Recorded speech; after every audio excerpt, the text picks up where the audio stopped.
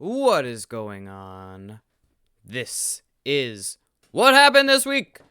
Coming at you. It'll be Wednesday when you listen to this. Hope y'all are doing well. This week we are talking about going a little NFL heavy, talking about J.J. Watt signing with the Arizona Cardinals, talking about Russell Wilson wanting out of Seattle, and then got a little NBA at the end. Lovely little mix. Hope everyone's doing all right, staying safe, wearing a mask, getting that vaccine. And if you haven't already, feel free to like, share, subscribe, follow us on Instagram, follow us on Twitter, all over the place. We seem to sort of be picking up, people kind of like what we're putting out. So I gotta thank every single one of you who are currently listening, who have listened, and who continue to listen, because this all would not be possible without y'all. So I'm not gonna take too much more time. Hope everyone's staying safe again. Please enjoy this episode. Peace.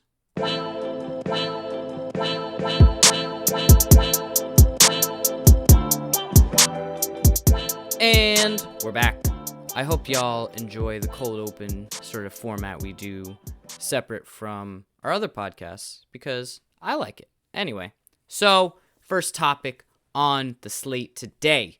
J.J. Watt yesterday for me, it'll be 2 days ago, 2 days ago for y'all, said he is signing with the Arizona Cardinals. He has signed for $31 million over 2 years, including a $23 million guarantee. He joins Budda Baker, Isaiah Simmons, I can't speak today, and Chandler Jones, as well as Kyler Murray and DeAndre Hopkins.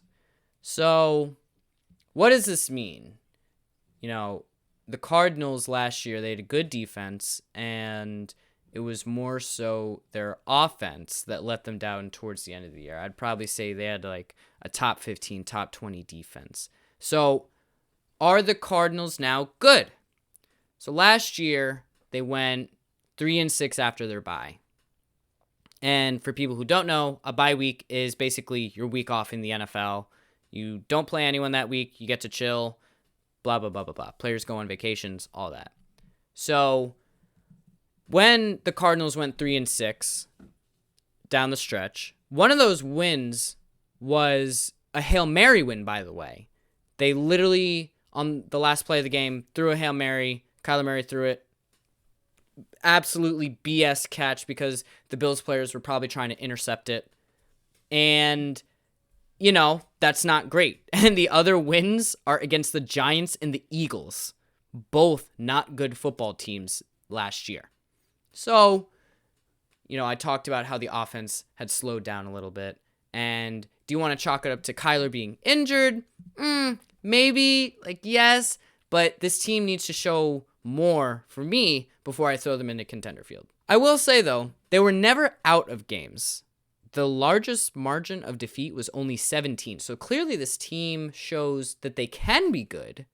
I just don't know if JJ being added to this team really, takes that to the next level, especially at that price. You're putting a lot of money and a lot of faith into a guy who has been injured a lot. He'll be 32 to start the season. It didn't have amazing sack numbers last year, but his pressure rate was great. So people will say, oh, the sacks weren't there, but the numbers still were. Anyway, I think also the price tag helps. Well, not helps. Part of that price is JJ's impact off the field, right?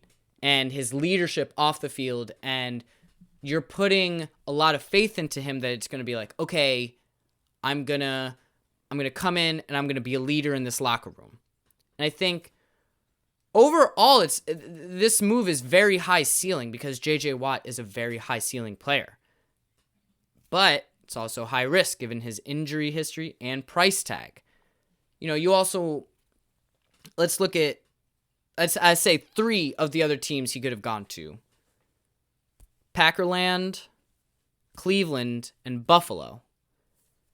Now, I don't know if JJ wanted to get to, the nice warm area. I mean, I guess it's not get to because he was playing in Houston, and Houston's pretty warm. But I don't know. Arizona seems pretty chill. And I was listening to the Chris Long podcast, and he was saying that players like playing where it's warm because the ground, it's not as hard, so it's not as hard on your body. Makes sense. So that eliminated the Packers. I saw the Browns wanted to give him a ton of money, but he turned it down. I also saw Indianapolis wanted to give him a ton of money. He also turned that down. And with Buffalo, sort of the same thing where in late December, do you want to be playing in Western New York when it's 13 degrees, 50-mile-an-hour winds? Do you really want to do that? Buffalo hasn't had a consistent kicker for a very long time for a reason. I'm not necessarily saying that the winds are entirely to blame, but still. Anyway, last 15 seconds on this. I predict this will put Arizona into top 10 defense territory just because of the pedigree JJ brings, the attention he will bring to the line. I think Marcus Golden and Chandler Jones will really be able to get off because of, the bad man on the other side.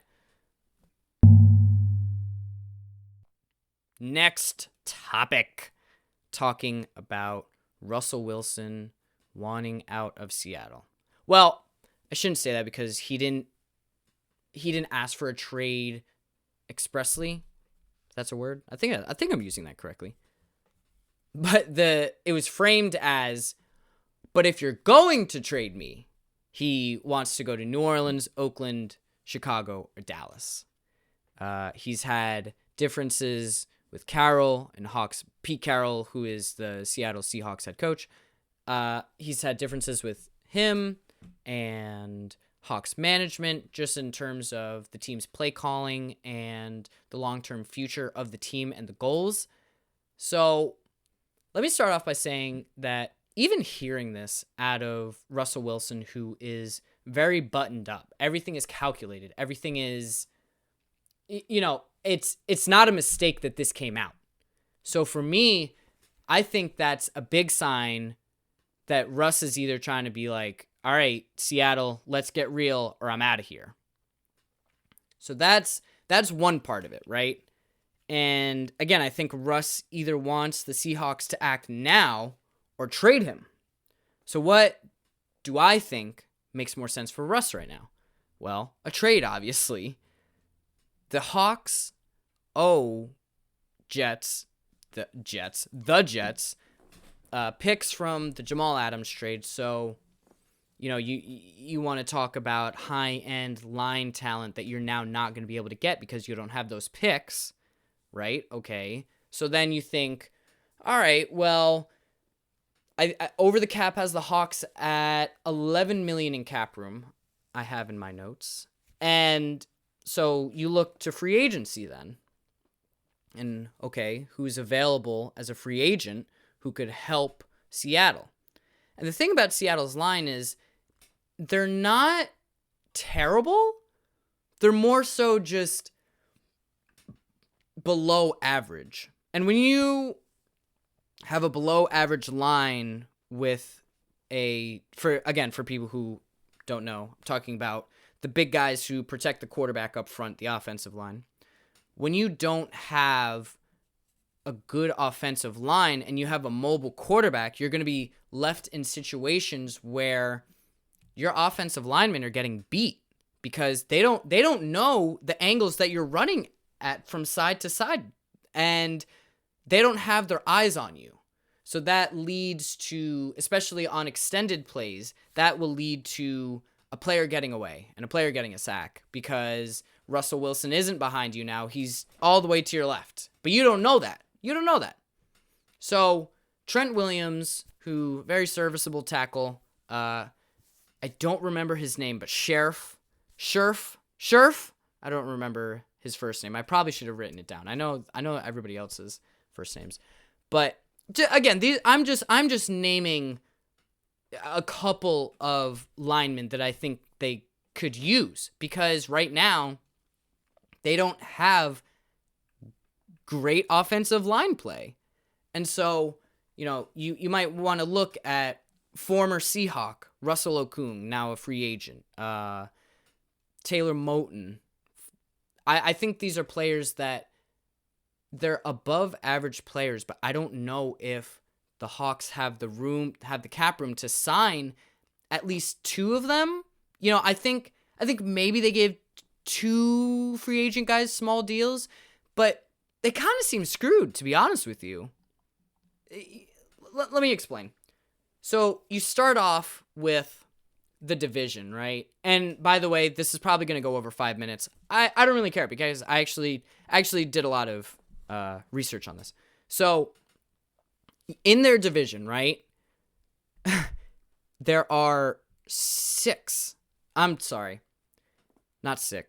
there are 3 other teams in division. So the people you play twice a year, all 3 of those other teams have supremely talented pass rushers.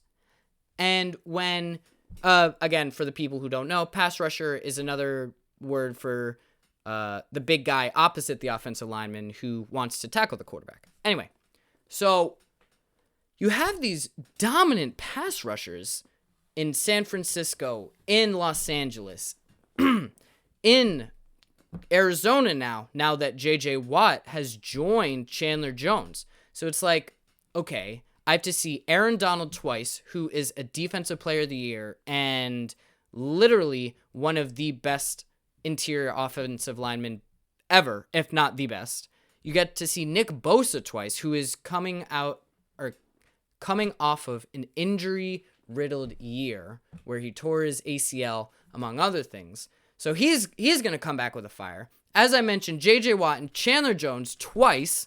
So in division, he's kind of screwed, right? He's going to be running around the entire time. So now let's look at the other teams they're going to face this year.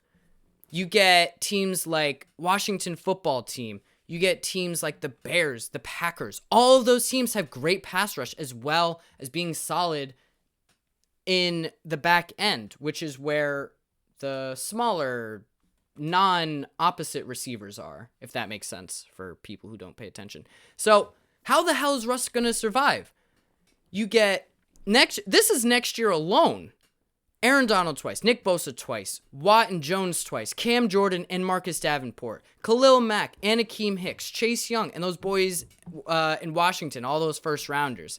Then, not to mention the boys in Packerland with Kenny Clark and the Smith Bros.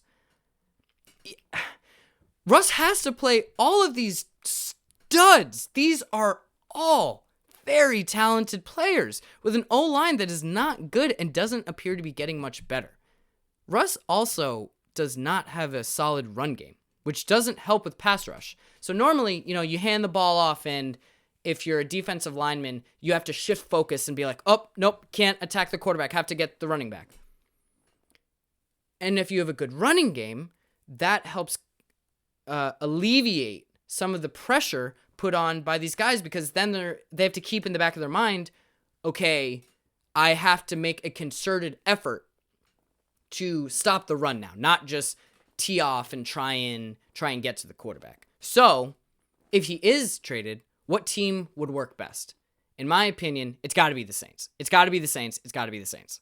Right now, they have the best O-line out of all of those teams I mentioned. Well, it wasn't all, but it was 4 teams. And it's the best coach with the opportunity to win now. You have decent wide receivers. You have great running backs.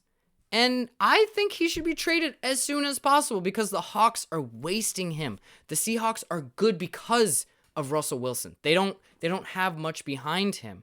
And if you take Russ out, I think that team is trash. Anyway, last note before I go. If you're the Seahawks, do you not just get rid of Pete Carroll? Like, come on now. Last topic for this lovely what happened this week. Just talking about the Brooklyn Nets. My Brooklyn Nets. I love them. I've loved them since they were terrible. I would go to Barclays Center. I think this was maybe 15, 16. And I would from the nosebleeds, I'd be like, move the ball, move the ball. And of course, there's nobody in the stands, so one would think the players could hear me. Anyway, I thought, I was a 17-year-old who was watching my 20-win team lose. So now, will the Nets win the NBA championship this year in their current iteration? You have Kevin Durant, James Harden, Kyrie Irving, Joe Harris, Bruce Brown, Landry Shamet, Jeff Green, DeAndre Jordan. Not even to mention some other depth. All of these players have shown that they can contribute at a high level. Steve Nash also has them playing decent defense. And I say decent very carefully, because the defense doesn't even have to be at a high level. Just because their offensive skill, the level is so high, it's literally unprecedented. In fairness, that's the trend the NBA is going in. And if you want to look at like offensive rating per 100 possessions, the Nets are on track right now to break that record. But last year, the Dallas Mavericks broke that record. So it's like, is this more situation than it is the actual team? I don't think so. Anyway, do they go out and get somebody in the buyout market?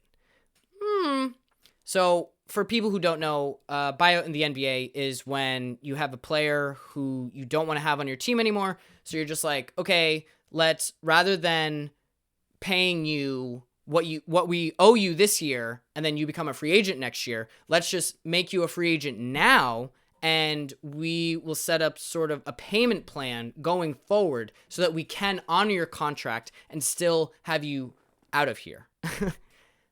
So I don't think they need anyone. I think they like in what they have with that kid Nick Claxton. If you check out Plancy Twitter or my personal Twitter, you'll see I am very high on him. I think he's extremely talented, and before they're really aggressive on the market, I think they want to see what they have in him. Granted, that might take a little bit of time, but that's neither here nor there. They have the shot making, the playmaking, and just the bodies to win the NBA championship. So then you're like, okay, who are the teams in the East right now who could potentially scare you the most if you're the Nets? And for me, it's Miami, Philadelphia, Milwaukee, and Boston. Those, in my opinion, are the biggest challengers in the East. And obviously, you say the Lakers in the West. Everyone else should be freaking easy pickings, because the lack of talent, you won't be able to keep up. And when the playoffs slow down and you need shot making and playmaking, the Nets have both in spades. And, talking about the Nets defense just going forward, it's really about effort right now. And the fact that they're not getting 100% effort from specifically their big guys. I am throwing a sub at DeAndre Jordan. I said I wouldn't, but I am. I understand, you don't want to be hustling on a March day in Detroit, but come on, we got to pick it up. We got to pick it up. So, back on matchup problems, I think Philadelphia for me, and I think this is sort of an easy pick. Philadelphia is easily the biggest challenger to the Nets in the East. Within the teams I listed, you look at the Nets' inability to defend big men right now, and you look at Philadelphia's best player, and he is a big man. You look at him and you go, how the hell are the Nets going to stop him when they don't have the ability to even slow down some big men? Well, I think, with Philadelphia, you have two very good players in Joel Embiid and Ben Simmons. And with Ben Simmons, he's like taller Gary Payton. And for people who don't know, Gary Payton was a player in the 90s who was really, really, really good on defense. Ben Simmons is incredible on defense. And I think they'll literally be able to take away one of the big three from the Nets. And the Nets don't have anybody who can stop Joel Embiid from becoming a runaway train. But Philadelphia certainly doesn't have the shot making to keep up with the Nets.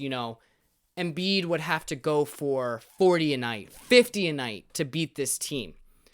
And perimeter defense is not the problem for this team. It's at the rim where they struggle to block people and they struggle just to get the rebound and stuff like that. Anyway, I've gone over a lot, so I'm going to cut it here because I don't want to ramble at all. Thank you all very much for listening to What Happened This Week. Please make sure you are following, liking, subscribed. Hit us up on Instagram. Hit us up on Twitter. Hit us up all over the place. We just want to get to know y'all and hear who's listening. Not hear who's listening, but see who's listening. Check out previous podcasts. We have podcasts with artists. We have podcasts with local leaders. Everybody who is there is great. We love interviewing artists and just cool people. If you're a cool person, hit us up.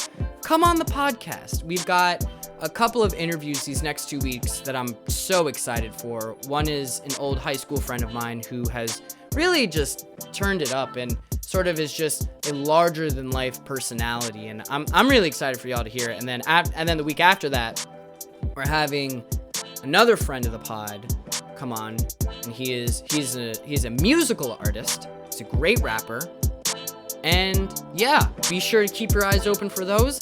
I got nothing else. Thank y'all very much for listening, and have a good day, evening, or night. Don't forget to wear a mask.